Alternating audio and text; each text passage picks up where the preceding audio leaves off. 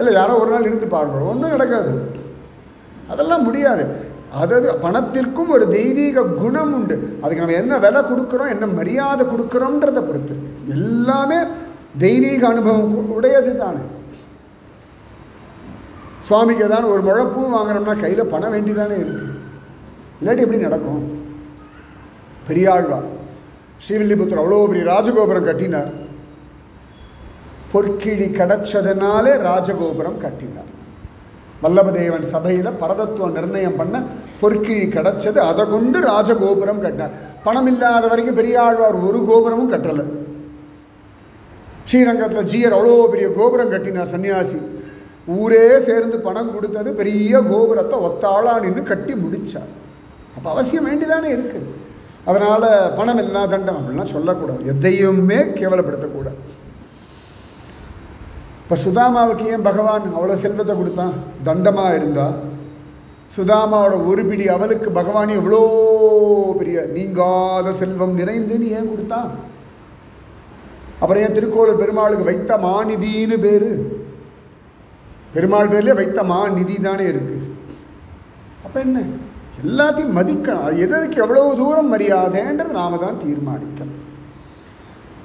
இப்போ பகவான் வந்து அப்படி பிடிச்சுட்டானா, இவன் வேலை பண்ணிட்டு இருக்கா, வந்து பிடிச்சிட்டான். அப்படியே அந்த கண்ணை அறத்தூக்கத்தில் அப்படியே சுற்றுறா. இப்படி கண்ணை திறந்து பார்த்தா நீலமேக ஷியாமலனாக செந்தாமரை பாதங்கள், செந்தாமரை கைகள், செந்தாமரை கண்கள், செங்கனிவாயோட பிரபு அவசரமாக ராசலீலேருந்து ஓடி வேற வந்திருக்கான். வேர்க்க விறுவிறுக்க கையை அப்படி நிற்கிறானா. அப்படி பார்க்குறா, யார் ராணி அப்படின்றா.